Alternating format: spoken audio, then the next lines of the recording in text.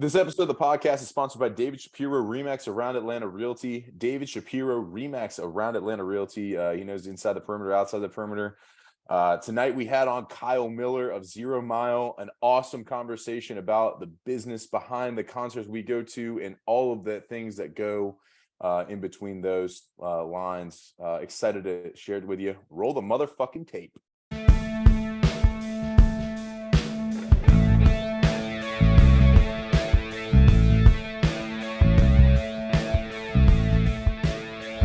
All right, 3, 2, 1. Welcome back into Indiebnb. Today we have a little bit of a change up.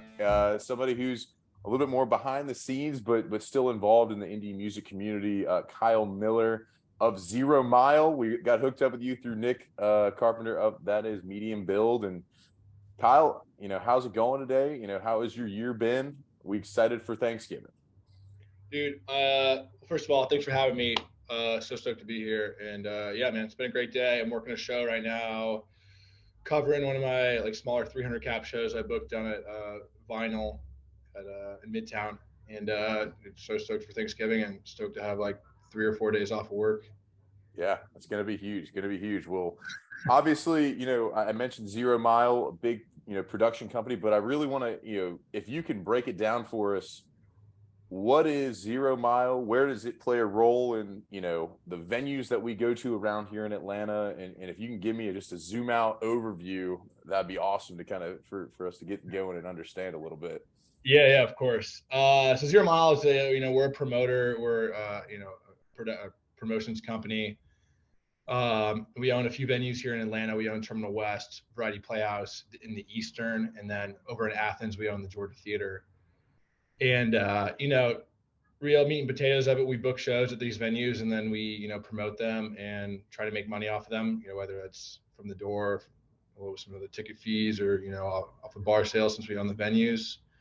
And I personally work on the talent buying side of it, so me and a couple other colleagues do all the buying for all the venues. And then we have a ticketing team that does all that, and a big marketing team that just handles all of the marketing from announce to, day of show, making sure that people know that the show exists and buy tickets to it.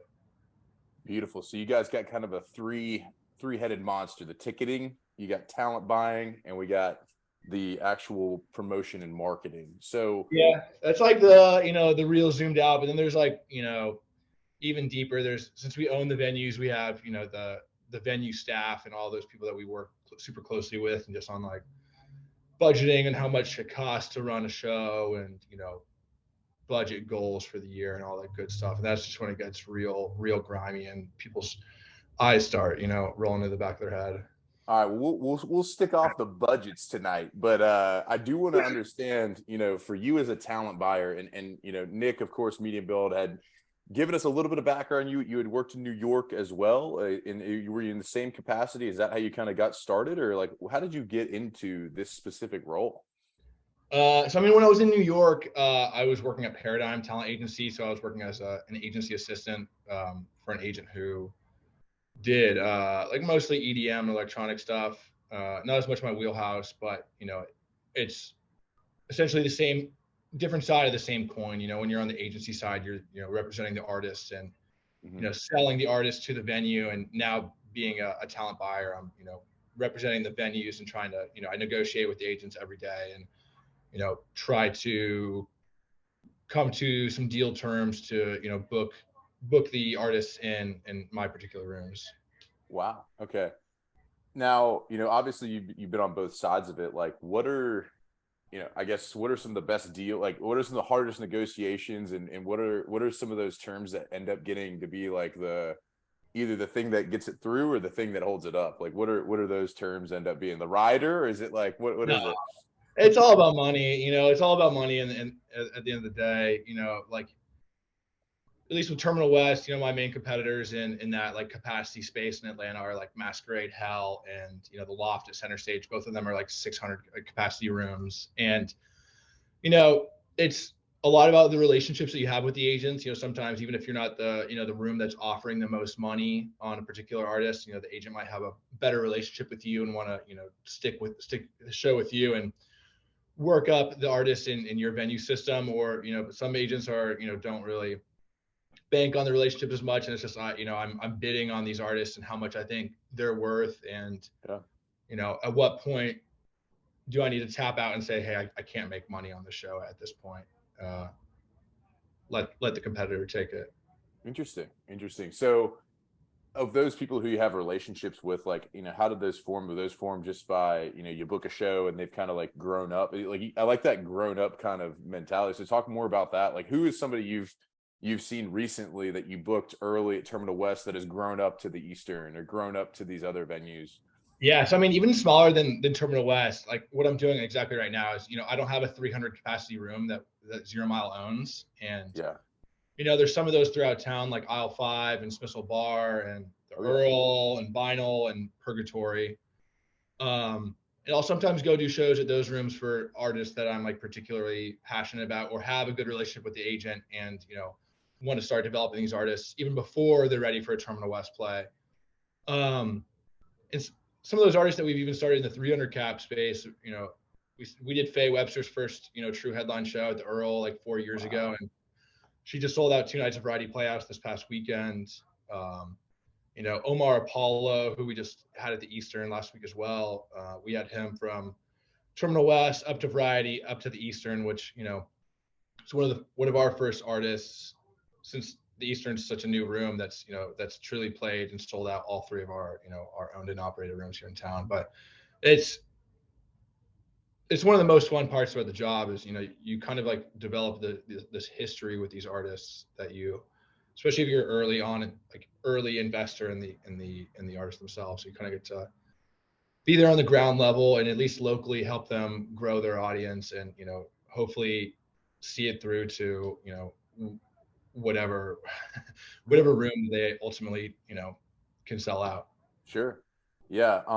One of the things you said there, like, so you'll do, like, if I'm, if I'm an artist who, and I know you, I come to you and say, hey man, I want to sell it. I want to do a 300 person room, but I know you don't have one. Like, do you recommend me to that room, or do you help promote my show to Smithsville Bar, or just do whatever you're doing right now? Like, how does that work?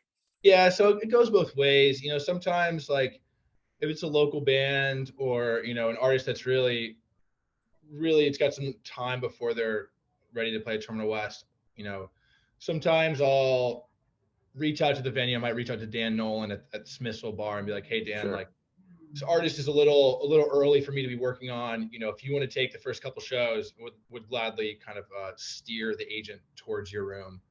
And then when it's ready for them to play Terminal West, I'll kind of scoop in there and and start working from there. But um, you know, like the show tonight, I booked. I'm here at the venue. I bought the hospitality for the band. I'm paying them at the end of the night. So this one is one of my shows that Yeah. I was like, okay, yeah, let's get in early on this one, and this one is one of our shows. Cool. Now, like, I love the idea of like them growing up in the venue. I think one of the people that I've seen do this, obviously a local band that we've talked to, the Hedonistas, like they have tremendously grown up. Obviously, Jake worked at Terminal West, so he's got a relationship there, Yeah. and so talk to me about, like, when you get somebody like that who they have this band, they start getting momentum, they play 420 Fest. Like, at what moment did you go to Jake and we're like, hey man, I think we want you to headline at T West for us for this festival or that festival or this show? Like, how was that moment? Yeah, I Getting mean, talked like to him. is just a funny and kind of a special one, just because like you said, Jake was a bartender at Terminal West for so many years, and I think that one in particular, we saw them selling out Aisle 5 and some other some Mhm. other smaller rooms around town, and building that momentum, and they're just like their online presence is so funny and so witty, and I think that like I can't remember when we first did the first Unisa show. I feel like it was back in like 2019, maybe 2020, right before COVID.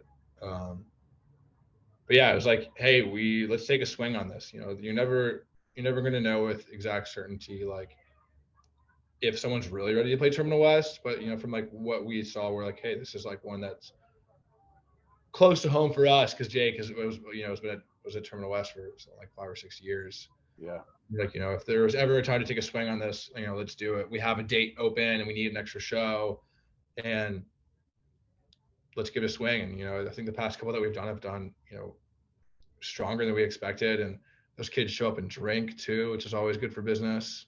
Yeah, man. I tell you what, I was one of those kids that showed up last year, and I would say that I had a full day before I went to the T West. I believe it was the Saturday after Thanksgiving, or Friday night, either one. I think it was Friday night last year, after You were Thanksgiving. showing up cooked.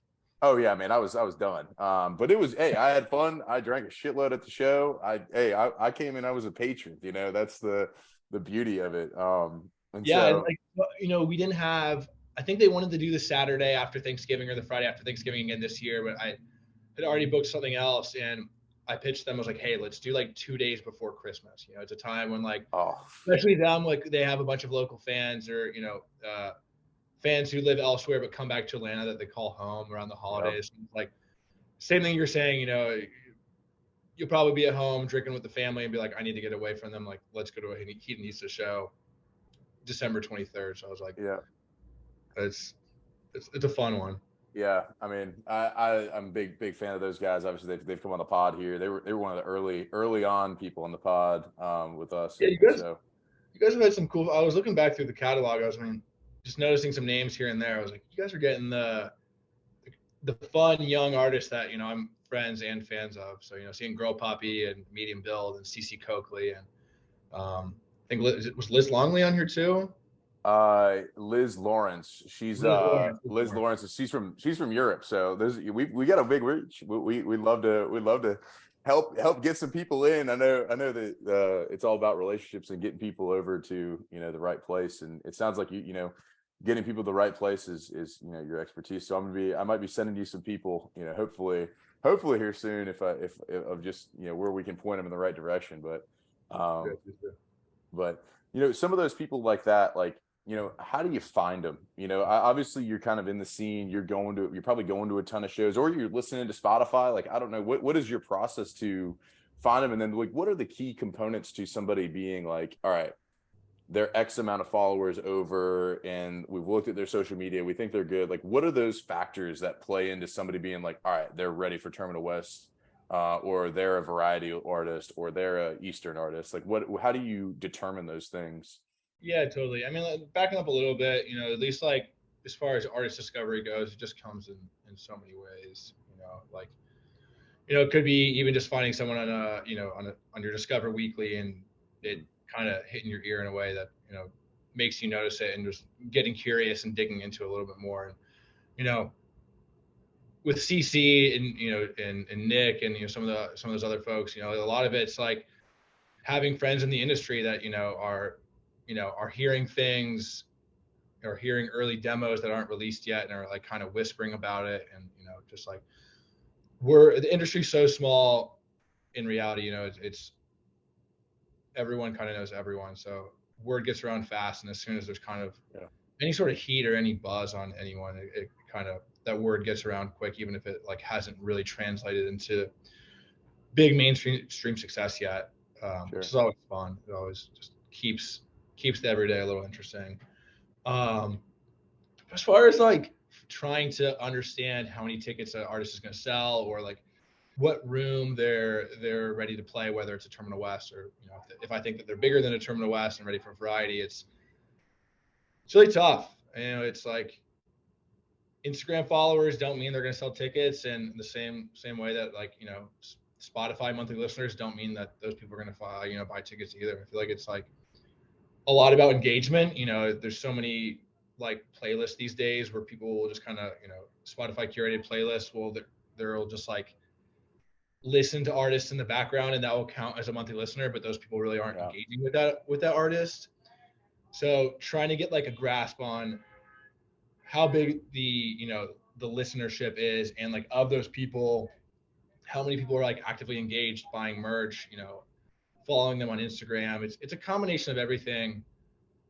And a lot of it really comes down to just having a really good network of other talent buyers that I know throughout the country, and kind of leaning on them in a lot of ways to like just understand whether this art, if any artist has played Columbus, Ohio, I can call my bud Britton and be like, hey Britton, like how many tickets did this sell, what was the crowd like, you think they're going to come back for the next show? And just gauging a temperature on any artist. It just, some of them are slam dunks and pretty quick to figure out that they're huge, and others require a lot more, research and just effort to try to dig up what you're looking for.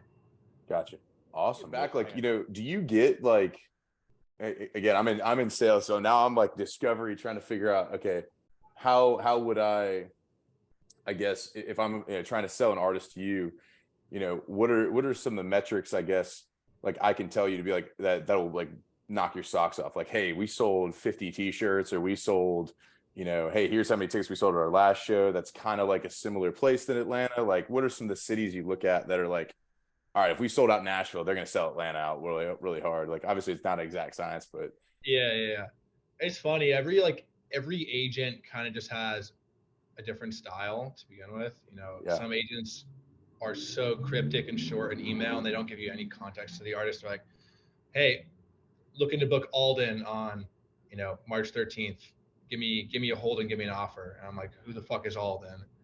And that's why I have to do some deep diving, but like the most solid metrics that any agent can send me is like, hey, we just did 500 tickets in Nashville, or we just did 500 tickets in Dallas. At least, demographically and geographically, I feel like I use Dallas as a pretty similar market to compare Atlanta to. Just, they have a good, hip hop and R&B scene. They kind of get that, and they're not as strong in like the the jam and kind of heady electronic stuff, but country is pretty popular like it is in Atlanta. So it's, I use that as a comparison pretty often. Yeah. But yeah, I mean, as far as like getting an immediate understanding of what an artist is worth, like, hard ticket sales is gold. But a lot of times agents will keep that pretty close to the chest, because sometimes if there are some like unfavorable finals, ticket sales in there, they'll like definitely try to hide those and hope that you don't do your research and dig those up. But that's not to say that a lot of times if they're trying to hide those ticket sales from you, it might be because it's like an up and coming artist, and those ticket sales might not be like representative of where they are now. So sure. So like for a band like Hedonistas, who's got a heavy heavy following here in Atlanta, but they would probably play an equivalent or of like Aisle 5 or Smithsville Bar, maybe in some other town. Like, when people call you about them, like, do you make sure that like, hey, like you recommend, you will put them in the right path in order for them to be successful in that city? Or like, obviously Hedonistas, doesn't matter who it is. Like, yeah, what does that look like? I mean, I think like, first of all, it's just like, even like getting ticket sales from another market, it's so important just to like understand even like the context of those sales, whether that means like, was this on a Monday or was this on a Saturday? Yeah. Is this an artist that has roots in the area? Like going back to Columbus, there's a lot of bands that I'll see, like some hardcore bands that do really well in Columbus, and I'll call up Britain and be like, hey, what's the deal with this? Like, why is this doing so well? Is this something to pay attention to? He's like, no, like the new drummer is from Columbus, or is from the Midwest. I went to college here, and just not to say that band won't like sell some tickets in Atlanta, but it's just like, again, just understanding the full, like, the full context of anything that you're seeing. Sure. But like Hedonistas, just going back to that, like, yeah, they're playing Terminal West here, and they would probably play, like you said, like a smaller 200, 300 cap room in other rooms. But like, I think I can be like, hey, this band is special. They have something, talking to whether it's a top buyer in Nashville or somewhere else in the region, and just be like, hey, yeah, like I know this band hasn't played in Nashville before, and you should like maybe be a little bit conservative on the deal and just make sure that you're not going to lose money on it. But like, this band's got something, and you should invest in them now and invest in them early. Yeah. I love that. You have that, the ability to, like, you're not making or breaking, but you can definitely give recommendations to get them, get their foot in the door in a lot of places. And that's awesome to, be able to see from both sides. And within like, what was I going to ask about? Like going, like somebody who's, oh man, I'm losing my train of thought here. God, I just got so many questions. All right. So, like I want to go back to Always. So I went to Always on Monday night. They absolutely sold out. It was unreal. I don't know if you booked that or whoever booked that did a Yeah. fantastic job, but like Slow Pulp and Always, a band from Canada selling out Atlanta on a Monday. Like, I mean, it seems like that is exactly the like just boom, we freaking nailed it here. Like how does that come to be? Like, I mean, obviously do you look at like when they last played Atlanta? Because Yeah, totally. It's like it's one of the first things I look at, and just like understanding if this is an artist's first time in Atlanta, or when the last time that they played was and how long ago it was. A band like Always, you know, I kind of just think that they have a cult following, and even I think the last time they played Atlanta, we sold out Terminal West, but it was kind of a slow trickle to get to a sellout at Terminal West. But we all kind of felt that that band had kind of established this cult following of an audience, and that like there were newer and younger ears that were starting to discover that music. And so we felt super confident putting on it at Variety Playhouse, but we weren't sure. You never know, like if it's going to sell out like that, or if it's going to, kind of like I said, trickle to sell out or close to sell out. And that one just, I think, sold out in a day, and we were just like, whoa, there's something going on here. And the new record was incredible, and yeah, having Slow Pulp on the package definitely doesn't hurt the show, because the band's incredible in their own right. yeah. I mean, I think I loved. I was like, I walked there. I drove in and like I drove in. I parked behind the Mexican restaurant, and I'm like walking in, and they're like asking me to. I'm going to Yacht Club before the show, and like they're asking me to get my wristband beforehand, and I'm like, why? And like I go look, and like the line's like down the street, and I'm like, it's Monday. Like, what is going on here? So, Where did you watch the show? Were you in the pit? well, I had just recently had knee surgery, so I was up top. I was up in the balcony, and then somebody broke the social contract of everybody sitting in the balcony, so Oh, they stood up. So I was standing up top of the balcony, but yeah, it was an awesome experience. I've watched many shows from the pit though. Don't yeah, worry, yeah. like Fruit I was, Bats, you know. I admittedly am typically pretty bad about getting to shows early and seeing the opening act. If it's Yeah, something that I've heard about, or if someone else tipped me off, like, yo, you got to get here early and check out this band, then yeah, I always normally will. But like that was, and normally when I go to Variety, I'll watch it in one of those corrals on the sides, or kind of watch yeah, it from that little that back bar that overlooks over sure, the house. But that was one of the first shows in a while that like I got there 15 minutes after doors, got down in the pit, kind of locked down my area. I was like, I need to be front and center for this. And yep.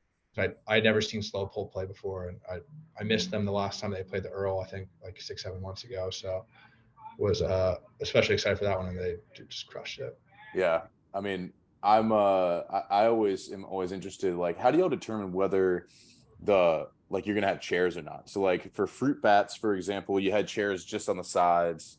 Yeah. I went to a Lucius show probably 2 to 3 years ago. You had chairs out front. Instead, chairs out front in the pit. So like, what goes into that, like, and whether y'all are gonna sell different ticket things, or what's the deal there? Yeah, it's really like all a conversation with the agent, and Mhm. sometimes the agent has direction, is like, hey, this is kind of what we want to do. We want to do more of an intimate acoustic show. We want to throw down, seats and all of Variety Playhouse. But sometimes it's us understanding the demographic of the artist, and saying like, hey, like Fruit Bats, while they do have a younger audience, they have some more like older, contemporary Sure. folk fans that they they'll pay extra for seats. And sometimes, especially that like reserved main section right there on the first floor, kind of those permanent seats. Like if the agent's fighting us on money, and they're like, hey, we need $3,000 more on the front end for the guarantee, and we're like, okay, like we have to kind of assess how much, where we're going to get that money from. And a lot of times it's us charging more for those seats, and Hmm. trying to understand, like, okay, a Fruit Bats fan who's a little bit older, they might be like in their like early to late 40s, and they might have a little bit of money. I think like we could maybe charge $65 for this, and and not lose a substantial amount of ticket buyers. And Yeah. sometimes we're right, sometimes we're wrong. Sometimes like we overprice those seats and nobody buys them, Yeah. and we're like, all right, well, we fucked that one up. Yeah. It's a lot of trial and error, but it's, at least for the seats, it's about like understanding the demographic and having that conversation with the agent. Sometimes also it's because Variety Playhouse is like 1,100 capacity, no seats.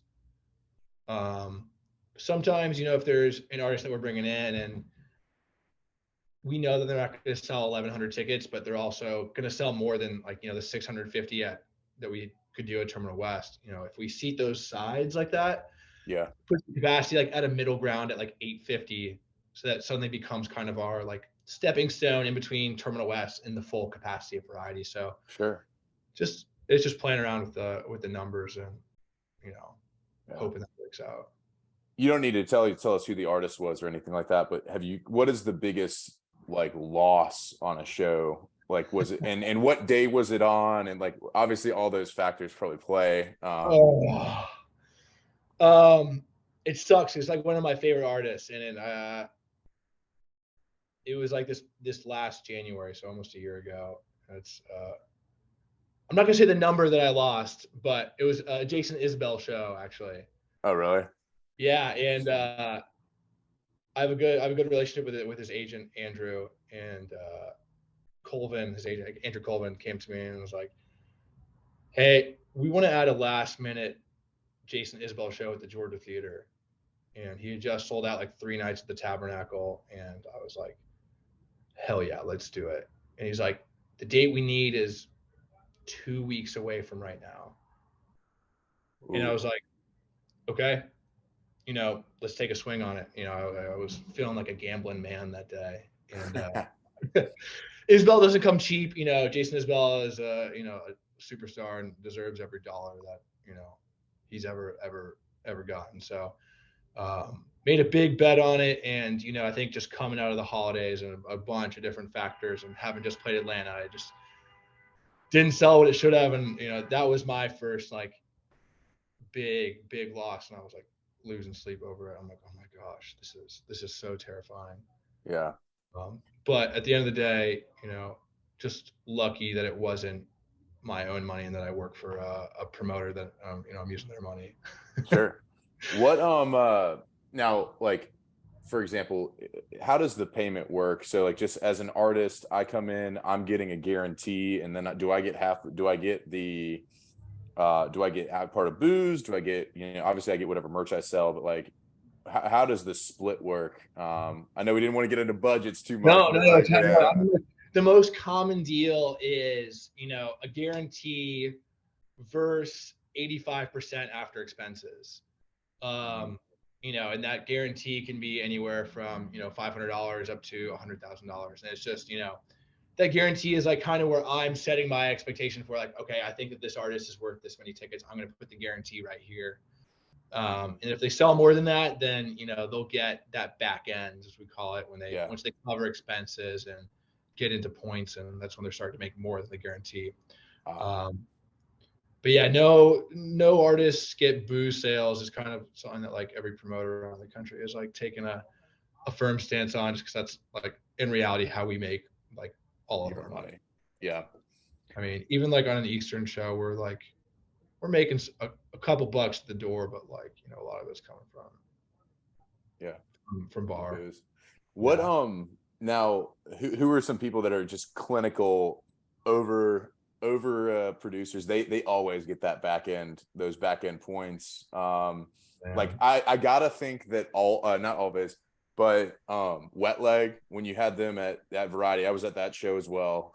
Yeah. I mean, I've never seen more people there, and I was shocked that there was like, I was like, my buddy Tash and I, who co-hosts this, he's not here tonight because of he's got his shoulder, but he goes, dude, this should have been at the Eastern. And I'm like, I think it could have been at the Eastern as well. Like, yeah, I mean, man, you're calling out the 2 shows in the past 6 months I've been in the pit for at Variety, and it was Wet Leg and I take it back. I was there. I was in the pit for Waxahachie too, but Yeah. Wet Leg, Waxahachie, and always, and Wet Leg, like pretty similar story to always, but They've never been here.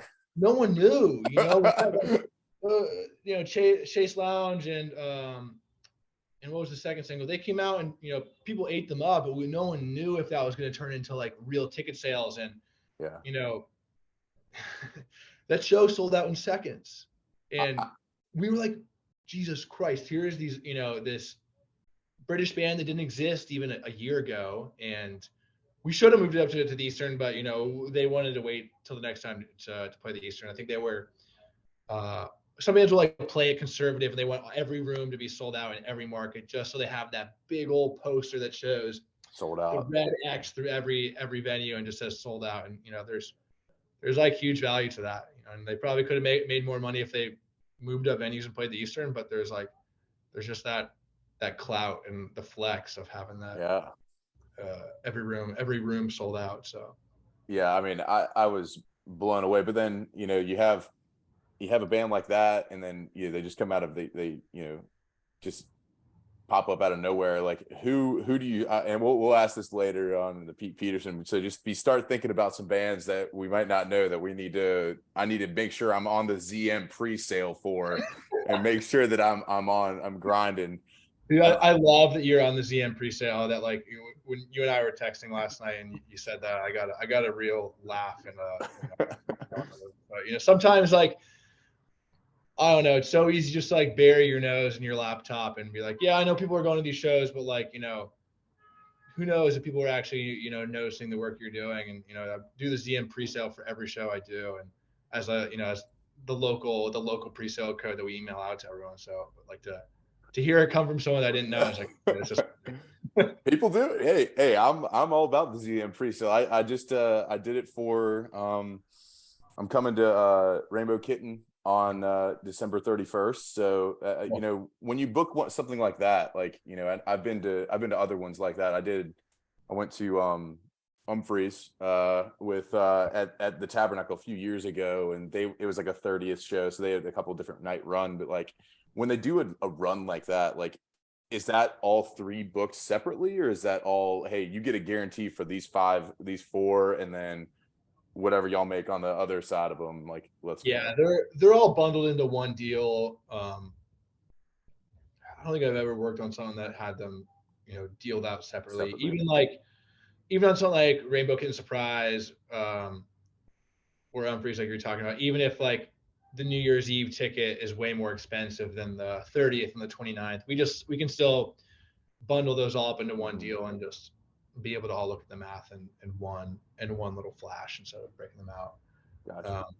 But that one was interesting because RKS canceled all of those fall dates for mental health reasons, and we had that the New Year's Eve shows booked 6-7 months ago. I can't remember exactly when, but so when they canceled those fall dates, we were kind of left in limbo as to like whether they were going to keep the New Year's Eve or whether those were getting canceled as well. And I think it was kind of a game time decision from the band whether they thought that they were going to be good to go by then. And when those stuck, we the whole office was really excited about it. Got 3 big shows at our biggest venue on New Year's Eve. So, and especially a band that like Rainbow Kitten is another example of a band that we started out at Terminal West. I think we actually even started them like on the Georgia Theater rooftop. Yeah. Even earlier. God. Yeah, those rooftops, the Georgia Theater rooftop especially has some like kind of crazy history of some like smaller country artists playing there like 10 years ago before they were worth like anything.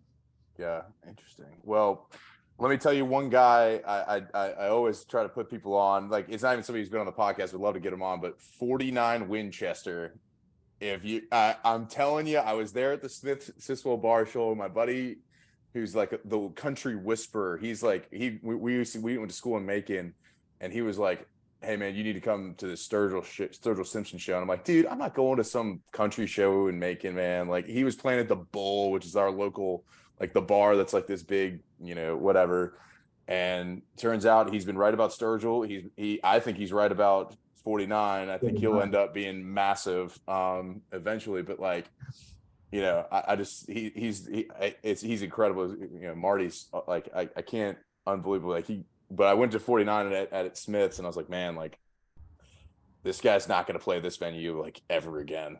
Yeah. And Well, those first are of the all, shows you're that was one of my shows too. So thanks for being there. That's like I'd kind of like listened to some of your other, bits and pieces of other episodes of the podcast. And I knew this was going to be one of the questions. I didn't want to be stumped on like, who my favorite up and coming artists were. And I'm literally looking at my notes app right now, and 49 Winchester's the top of my list. Let's go. Well, hey, nail on the head with that one. hold them for a second, man. That obviously that feels good for me because I'm like, God, I knew I need to mention that guy. Yeah, they just had one of their songs was just on Yellowstone this past weekend too. Oh, geez. Well, I mean, which is just Yellowstone as a TV show is just proven to be like the new tastemaker for like young outlaw country. Like Zach Bryan had some songs on there. Shane Smith and the Saints had some songs on there, and pretty much any artist that's had music on there has come back to Atlanta and like tripled their sales, which has just been, so it's super exciting to see that the 49 got a song on there. Yeah, I love that. Well, look, we could go all day. I want to make sure we get to that question in Pete Peterson's party pack of questions. So we'll get right into that. So Pete Peterson's party pack of questions. So it's gonna be 20 questions right in a row. It's this or that. And so we're gonna flip through and it'll be really quick. So 3, 2, 1, here we go. Cake or pie? Oh, pie for sure. Powerade or Gatorade? Gatorade. Night in or night out? Night out. Would you rather hit a home run or score a touchdown? Oh, hit a home run, man. That's got to feel so good. Tenders or wings? Oh, we're going wings. Okay. Ranch or blue cheese? Ooh, ranch. Toast or bagels? Man, there's such a hierarchy to both. But we're going bagels because there's a higher upside to bagels. I like that. All right. When you walk into a party and your jam comes on, are you doing the robot or are you doing the worm? We're doing the robot. I wish I could do the worm. I'm just not coordinated in that. Okay. Guacamole or queso? Doing Guac. Sunrise or sunsets? Sunset. Okay. Coffee or tea? Definitely coffee. All right. IHOP or Wahoo? I know this is a dumb one, but I know. I listened to Becca's. I listened to Girl Puppies, and she said something about IHOP. I'm like, what are you talking about, Becca? Like, she was one of the first people I've heard like defend IHOP. I didn't know that there was a case that even IHOP was anywhere close to Waffle House. So dying on that hill. okay. I like it. Aliens, are they real? Yeah. Bigfoot, is he real? I want him to be, but probably not. Okay. Is love at first sight real? Yes. Okay. Chips or pretzels? Chips. Okay. I like that. Acoustic or electric? What sets do you like better? Ooh, I hate it when I don't know. Stick in your lane, we're going acoustic. I'm an upright bass. I played upright bass growing up. I gotta stick to my roots, Love it. Love it. Dogs or cats? We're going cats. Cats. Oh, fries or tots? I think French fries, honestly. Tots are great, but I love a good fresh cut French fry. All right. I like it. All right. And our final question of Pete Peterson's party pack questions, of course, are the bands that we need to check out. We don't know. This guy is the authority, one of the bigger authorities we've ever had. I want to build up everything he says at this moment. Let's go. Kyle Miller, who are our bands we need to check out? Just give us 2. Oh, 2. All right. Oh man. All right. We're going Toledo. New record that just came out. One of my favorite records of the year. Incredible record. Right out of Brooklyn, New York. Other band is this band called The Heavy Heavy. Okay. I just got turned on to them a couple weeks ago. Their agent sent it over to me. I'd never heard it before and put it on and was just immediately floored by it. It's like this British duo, male and female vocals, and it's like kind of like heady retro soul music. Love that. Love that. All right. Toledo and the Heavy. Those are Kyle Miller's two bands we need to check out that we might not know. Kyle, last question for you. Not a part of Pete Peterson, of course, that he had conquered that. Dream billing. All right. You get 3 artists. Oh, You know, finances is not a factor. The fact that they're alive or dead is not a factor. They are playing at the Eastern. So who are we talking to? man, I need the band, bring Levon Helm back from the dead, throw them on. Okay. Man, I think you go Fleet Foxes from there. Man, I don't even know if that's right. And throw Talking Heads on there too, and that's dream come true. Wow. I need David Byrne and Levon Helm and Robin Pecknold all doing a superset encore at the end of the night. Wow. What a combo. I love that. I love that, man. Well, Kyle, I appreciate you coming on. This has been awesome and just so much insight into what goes on and into, how we walk into a show every time, what happens behind the scenes and the line of work that goes in. So we appreciate you shedding some light on that and, look forward to, any and all 0 Mile shows here in Atlanta. That is, of course, Terminal West. It is the Eastern. It is Variety Playhouse. Am I missing any right there? Those all 3 of those major ones. Those are the big 3. So if you were going to any of those shows, you are seeing something that Kyle and his team have put on, and so excited to share some more time with him. Hopefully we can have him back on again, and we'll update all the things that we've talked about today. So Kyle, appreciate you having on, brother. Yeah, man, thanks for having me. Let's catch a show and grab a Grizz at Elmere sometime. Love that. I love that.